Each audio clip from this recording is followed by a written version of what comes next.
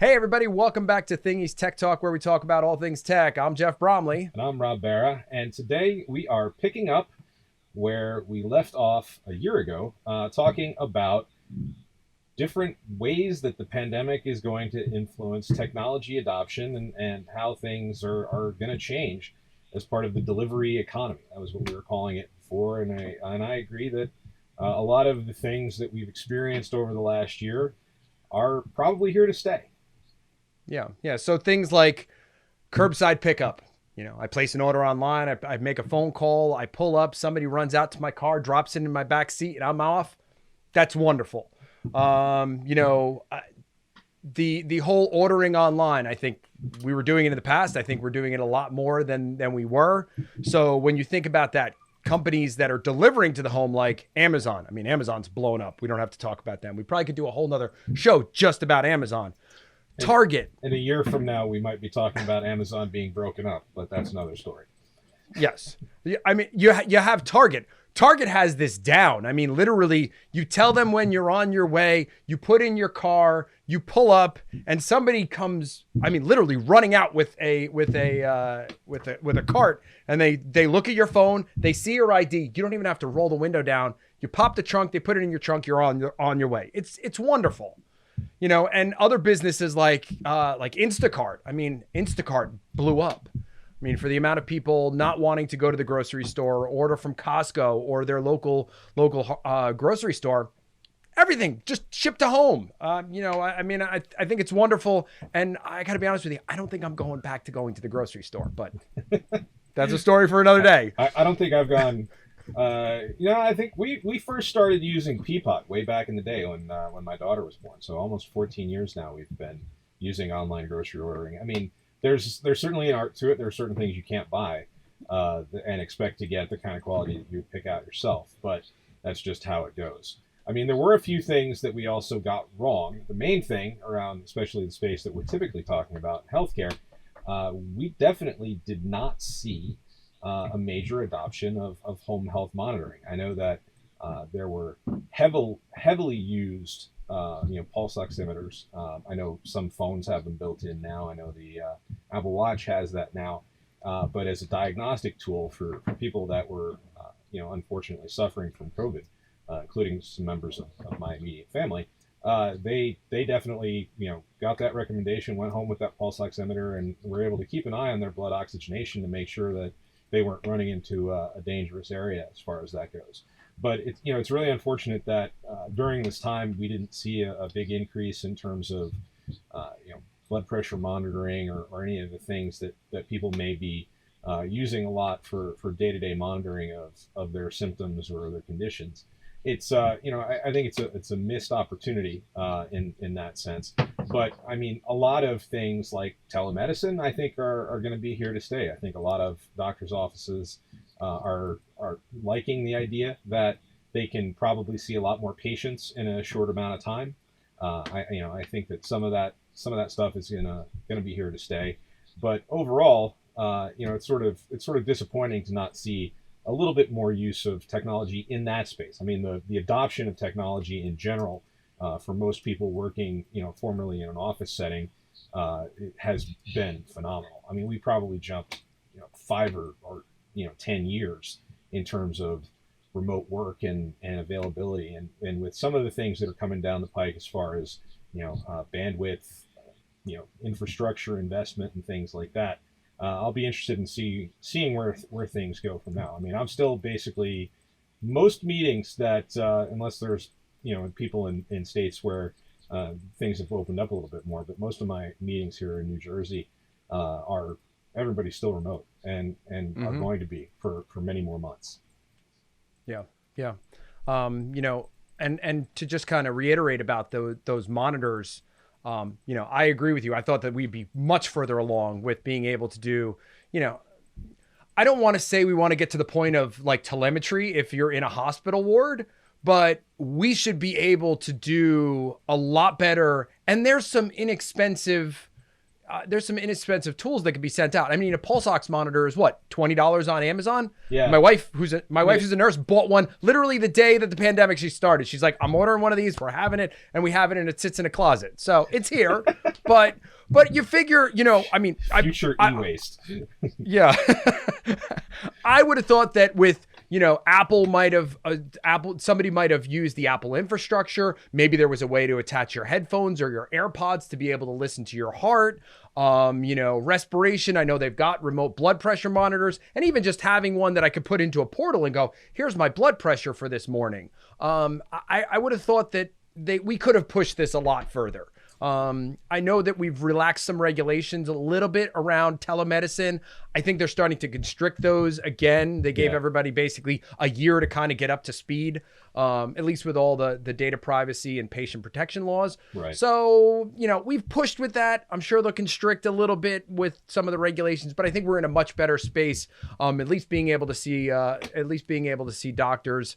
It was unfortunate. I had a doctor's appointment, and they were using like an antiquated technology from like 10 years ago. And this is with one of the most prestigious medical institutions in the Northeast. So I was kind of blown away that they weren't using something a little bit more modern, but I digress. I mean, one thing from a technology perspective that's gotten a lot of attention, especially in the recent weeks, is really just the use of technology, and in terms of the vaccine rollout. I mean, it's taken some time, and I've had a number of conversations with folks about how all of this worked. But basically, with the initial approach of the states are going to figure it out, kind of led to each state or each the states were like, all right, well, let the counties figure it out. At least that's what happened in New Jersey, and then the counties are like, okay, we'll let our major medical providers figure it out. And so what you wound up with was people that had the wherewithal to do these things. It's just that the amount of time that they needed in order to implement the correct system took a little bit of time. So at the beginning, all the websites were completely overwhelmed. There were there weren't vaccines available anyway. So it was kind of like trying to buy a PlayStation 5 pretty much any time between launch and now. It's still a nightmare to try and get one of those things. I got really lucky. Anyway, and then, as time has gone on and as more and more vaccines have become available, and as more doses of those vaccines have become available, you've seen other companies, CVS and all that. And, it's frankly, I feel very fortunate to have already had both doses of the vaccine. Jeff, I know you are as well. And, for me, it's very nice to see so many people that I'm friends with and that are, loved ones, family, old friends saying, oh, hey, I got my appointment. Oh, hey, I got my appointment. It's really nice to see that now, that technology has started to catch up and more people are able to take advantage of it. Because I know for a while there, it was incredibly frustrating for so many people, but it was really just that the dollars weren't there to support the infrastructure need. And, as I like to tell some of our clients, you can only type so fast. All right. So in conclusion, as we've talked about over the past year with the level of customer service that these companies have given, as well as the infrastructure that's been put in place, similar to what Rob was talking about with the infrastructure that needed to be put in place for the vaccines, and having an excellent or amazing customer service. Again, in New Jersey, depending on the county that I'm in was fortunate. They knew how many doses you had, where to go, where you could sign up. And then at a county where my mother was, it was a complete foot race. People were literally going on every 15 minutes, hitting the refresh button. So that customer experience was poor. Yeah. So it really has to do in that sense. I believe anyway. I think it has a lot to do with the major hospital systems that are based in Morris County and that are based in Essex County. When you look at RWJ Barnabas Health, that's an enormous organization that has tons of resources. You look at a company like Atlantic Health, it's an enormous company that has tons of resources. And that's really what it boils down to, is being able to put those resources behind the infrastructure that's needed and being able to move quickly.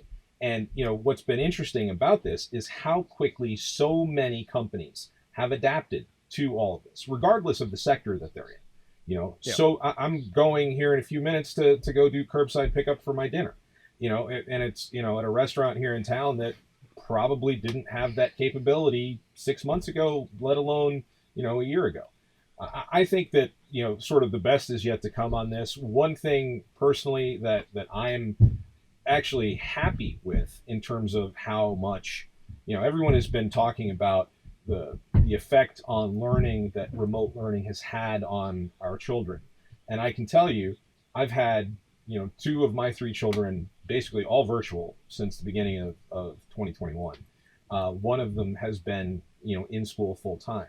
And a lot of that has to do with the school districts and where they are, but it also has to do with, the availability of technology, and things like that. The age of the students that they're dealing with. My youngest is the one that's in school all the time. And despite the fact that even as, he's only about 9 years old, he's still gained a tremendous knowledge of technology, how to use a computer, all of those types of things that absolutely would not have happened if we were still under normal circumstances. So that's one silver lining. I think we're, from a technologist availability point of view, I think that the computer literacy across all demographics and across all age groups, especially the young ones, really has taken a huge leap forward with everything that's happened. That's definitely, one. It's hard to take positive things out of what's gone on in the last year, but if you have to take stock of things and say, well, okay, this was actually helpful, that would be one of them. Yeah. But from an engagement perspective, again, Rob's son and my son are literally a week apart in age. He's learned social graces, how to behave on camera, how to fidget less, how to learn from a distance, how to take instruction from somebody that they post somewhere and do that independently, which if you're in school, you can be looking out the window. It's like, all right, well, you got to get this done if you want to, and he's taken advantage of that. And he's done by 1:30. And he's like, I'm going to do this. I'm going to play on my Switch. I'm going to play on my iPad. I'm going to play with my toys. So with that, and I look at that all as customer service because all of these teachers are giving a tremendous amount of service. So thank you all. Thank you to all the teachers out there. And, but from a business perspective, as you were just talking about with that doorside pickup, if they didn't offer that level of customer service, you may or may not be ordering from there tonight. So, and that's where all boats be able to be in business. They had to adapt, and normally there are so many companies that when forced with an adapt or die decision, don't adapt. I mean, the history is littered with those examples. So. Yes, they are. Yeah. But I think that level of customer service, there's a fair amount of us that have learned to have that as the, for lack of a better term, new norm and the way that we operate, that I don't think that we're ever going to go back to where we were with you. Obviously, you were an early adopter with food shopping, but now I'm on the other side of the fence going, I get my time back on a Saturday and I could just curbside it. And that takes me 15 minutes versus 2.5 hours. That's where it started for us. We just, after the first time that we went to the grocery store with an infant, we were like, absolutely not. No, not doing it anymore. Yeah. Because exactly. 2 hours in a grocery store with a 3-week-old is just, or a 6-week-old, absolutely ridiculous. So anyway. So this has been the follow-up to the delivery economy episode of Thingee's Tech Talk. Thank you for watching. I'm Rob Barra. And I'm Jeff Bromley. Stay safe out there.